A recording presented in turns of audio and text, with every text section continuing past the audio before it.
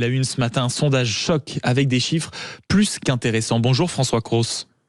Bonjour. Merci beaucoup d'être avec nous ce matin, directeur du pôle politique et actualité à l'IFOP. Et concernant cette étude qui a été réalisée il y a quelques jours, une grande enquête auprès de ces filles et de ces garçons de 15, 16, 17 ans, réalisée sur un échantillon très large pour connaître en réalité un peu la jeunesse de France qu'on ignore trop souvent. Vous, qui êtes l'auteur de cette étude, quels sont les grands enseignements ?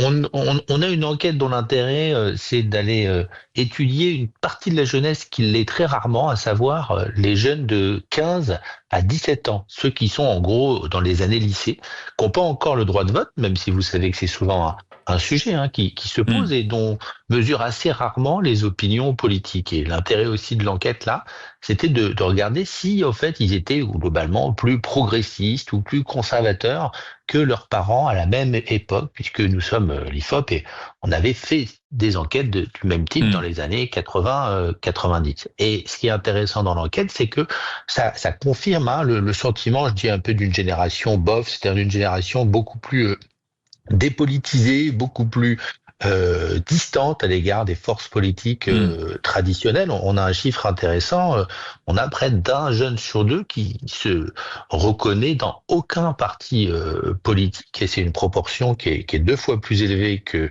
dans la population adulte. Ça, vous direz, c'est assez normal à cet âge. On n'a pas encore forcément un avis politique très construit, mais ce qui est intéressant, c'est que au-delà même de l'expression, un positionnement partisan, quand on leur demande de se positionner sur un axe de gauche-droite, ils sont quand même 2 fois plus nombreux à ne se positionner sur aucun courant idéologique. Ils sont 1 sur 3, c'est 2 fois plus nombreux qu'il y a une trentaine d'années. Mais il y a un chiffre intéressant quand même sur le rapport de force et sur la politisation de la jeunesse d'une certaine manière, François Cros, c'est le rapport de force qui s'est inversé, c'est-à-dire que de plus en plus, les adolescents se situent désormais à droite. Oui, alors, il faut comprendre qu'on compare les choses par rapport à une époque où la gauche était beaucoup plus forte dans les urnes qu'aujourd'hui. Et souvent, les jeunes de cet âge sont quand même encore assez proches des idées de leurs parents. Aujourd'hui, la gauche, aux dernières élections législatives, c'est environ 28-30% tout compris. Dans les années 80-90, au grand moment du triomphe du mitterrandisme, on était sur des proportions plutôt autour de 40 à 50%.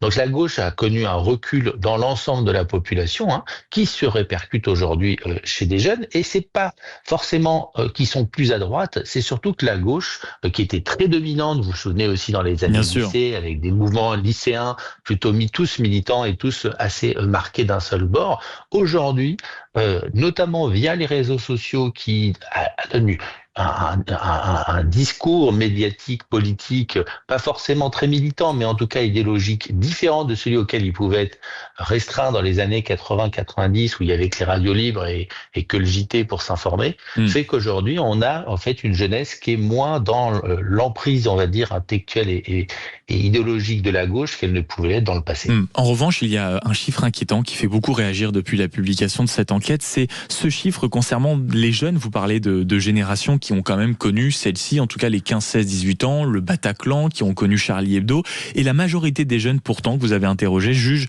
inacceptable la critique des religions à 58%. Comment on explique un tel chiffre ? En France en plus, avec quand même un esprit de la caricature, de la laïcité, où la religion ne devrait pas effrayer. On est dans une génération qui n'est pas une génération par Paty, quoi. Si vous voyez ce que je veux dire. On a eu des drames avec Bernard, Paty et tout un ensemble de tensions sur les questions religieuses, avec aussi l'affaire des abayas ou d'autres polémiques récurrentes sur la question de la religion à l'école, le droit au blasphème, l'affaire Mila, etc. Et là, on voit que globalement, on a une jeunesse qui est beaucoup plus dans une vision, on dirait, un peu à l'anglo-saxonne, plutôt d'une communautariste gauche, en fait. on va dire.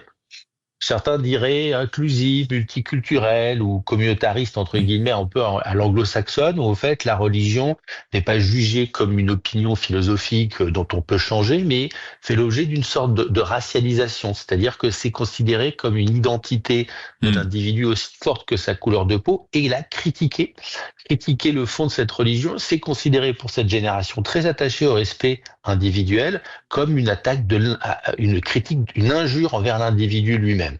Et ça, ce narratif qui est très présent aujourd'hui dans tout un ensemble de militants d'extrême gauche ou des militants, par exemple, islamistes, a réussi à se diffuser et est devenu l'opinion Hmm. majoritaire des jeunes lycéens, puisque 58% refusent toute forme de religion contre seulement 30% qui l'acceptent. Donc le match, il est quand même à cet Hmm. âge-là très net en faveur d'une vision qui est clairement en contradiction avec le droit français sur le sujet. Ouais, et qui est inquiétant quand on sait que ça diffuse notamment auprès des plus jeunes. Merci beaucoup François Cros d'avoir été avec nous. Je rappelle que vous êtes le directeur du pôle politique et actualité de l'IFOP sur cette étude sur la jeunesse que vous qualifiez vous-même de jeunesse bof. Et on rappelle ce chiffre quand même affolant, 58% des jeunes jugent ainsi inacceptable la critique de la religion. Chiffre inquiétant quand on sait bien sûr quelle vision cela représente et par quel canaux cela arrive. Vous êtes bien sur Sud Radio, il est 8h25.